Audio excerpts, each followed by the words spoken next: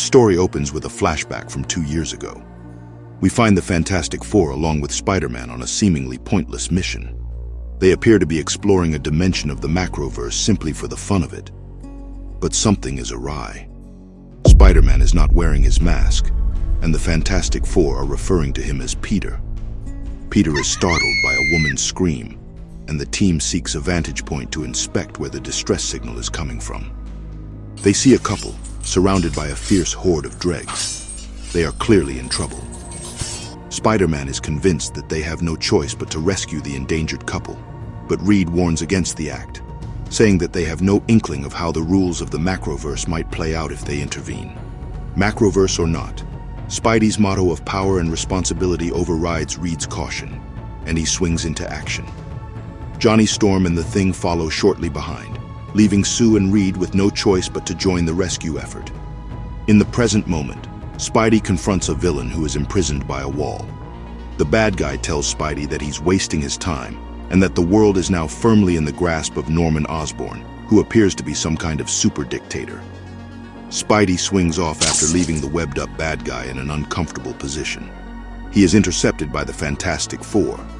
Reed tells Spidey that they've received a distress signal from the macroverse, requesting specifically for Spider-Man and the Fantastic Four. Reed writes Spider-Man a check to compensate him for joining them on their mission. Knowing that Spider-Man is determined to maintain his secret identity, Reed writes a cash check. The following day, Spidey joins the Fantastic Four at the Baxter Building to depart for their mission, and they set off. Back in the macroverse, things appear very different from the way they left them. The most striking difference is the presence of 5 massive stone structures, idolizing Spider-Man and the Fantastic Four. The team is suddenly flooded by locals, praising them as saviors and gods. Wait, that statue of Spidey, something's not right. Am I the only one who sees this? He's unmasked.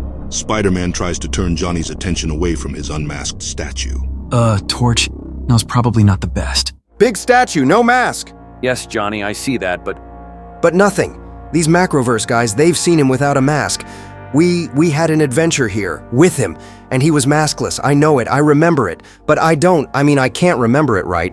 No matter how hard Johnny tries to remember the events of their past adventure, he can't recall Spidey's face. He remembers being together in the macroverse and remembers saving the princess, but can't remember anything further. Spider-Man is getting uptight. Then stop, okay? Just drop it, Storm. Johnny suggests that Spider-Man must have done something to them to make them all forget. Reed tries to break up the argument. boys, this is not the time. We have to head back to the ship now. The leader of the people of the macroverse, a being by the name of Patronus, arrives on the scene and scolds his people for being out in the open. He remarks that they have made themselves an easy target for the dregs. The people retort, saying that they need not fear the dregs when they are in the presence of the gods. Patronus is only enraged further by this. Fools! Sire, please, be joyous. Our gods will rid us of the dregs once and for all. Myths and legends. Only I know the true story. These are no gods. No. They are the cause of all our sorrows. Just as Patronus warned, the dregs flood into the Colosseum and launch an attack. Sue encapsulates the team in a force field. Reed has a theory that they miscalculated the time differential between the macroverse and their own world the last time they were here. While they only lost 2 days back on Earth, judging by the wear and tear on the statues in the macroverse, it appears much more than 2 years have passed. Before Reed can elaborate and get to his point, Johnny and Spidey get back to bickering once again. You mean the convenient wear and tear that's worn down the face of one and only one of our statues? Let it go. Reed, please, how much time are we talking? No, I need to know what I used to know. Who the hell are you? Tell me. You say you're my friend, but... No, I am not going down that road again. No one knows. That's how it has to be, no exceptions. And if that means we're not friends, fine. Spider-Man throws Johnny off of him. As Spider-Man turns to walk away, Johnny shoots a ball of fire at the back of his mask, setting it alight. Spider-Man is forced to throw his mask to the ground. But luckily, Sue has turned him invisible to keep his identity a secret. Setting his mask on fire? What were you thinking? You can't unmask a hero against their will. It's an invasion of privacy, a betrayal of trust. Trust? What trust? Trust is sharing your secret identity with your friends. As far as I can tell, he gave it to us and then took it back. Reed argues that it is very unlikely that Spider-Man would have voluntarily given up his identity last time they were in the Macroverse, and that there must be another element at play. Something like that would have involved more than just us. He would have had to wipe the memories of everyone on Earth. The Thing is fed up with the argument and decides that it is clobbering time. He's been desperate to smash some of the evil lizard creatures.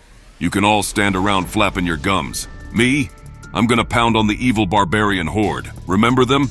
The rest of the team agree to table the argument for now and join the Thing in the fight.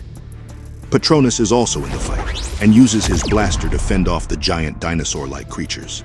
I am Patronus, sovereign protector of the land of Court. The man who's been cleaning up the mess you five created a lifetime ago. Realizing the severity of the time differential, Sue and Reed begin to panic about returning home to their children. They fear they might miss as much as the entirety of their high school years if they do not return immediately. But Patronus forbids them to leave. No, my people prayed that you'd come here, that you'd end our war with the Dragon, a war you started.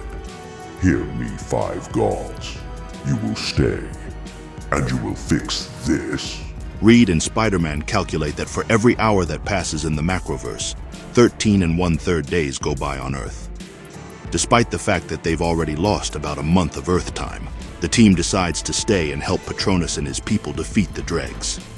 The team attacks the castle at the heart of the Dragon Empire, and they are met by overwhelming numbers of Dragon warriors. I'm watching you, Patronus. My team isn't here to topple a regime. You said we could help put an end to the fighting. Yes, all you have to do is get me past the Dragon defenses and force an audience with myself and the royal family. Leave me with them alone and unarmed, and I swear to you this age-old conflict will come to its peaceful conclusion. The team managed to break through the defenses into the royal throne room of the Dragon, and Sue holds the hordes back with one of her force fields. Patronus addresses the Dragon King. Dargo of Dragon. Years ago, your father struck an accord with Court, an arranged marriage to bind our two kingdoms in peace. Yes, with the Princess Jetol, and the arrangement was broken. Yes, and no.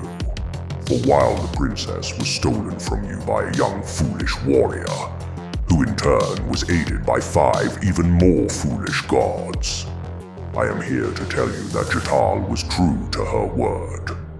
The arrangement was kept and the marriage was consummated. I am half Dragon, my younger brother. Then by our laws you are our rightful king. But why, Patronus, why hide this secret for all these years? The people of Court have always feared the more powerful Dragon. But here, where it is just family, I may finally show my true face. Sue puts her arm lovingly over Spidey's shoulder and comments to him. Well, Spidey, baby brother, I think we've all learned a valuable lesson today. Dear God, make her stop. Dude, I've been trying for years. Just ride it out. The conflict comes to a peaceful resolution as Patronus promised, and the dragons swear to keep Patronus's identity a secret in return. The Fantastic Four depart the Macroverse. After much back and forth discussion on the reasons why Spidey's identity might have been forgotten by the Fantastic Four, and the dangers of his secret somehow getting out to the rest of the world, Reed comes up with a solution to protect Spidey's identity, but it requires revealing it to the team so that they can keep his secret safe. Hey, it's like Ben said, when you're with us, you're not just part of a team, you're part of a family. We won't let you down. Peter gives in and reveals his mask, and the Fantastic Four embrace him lovingly.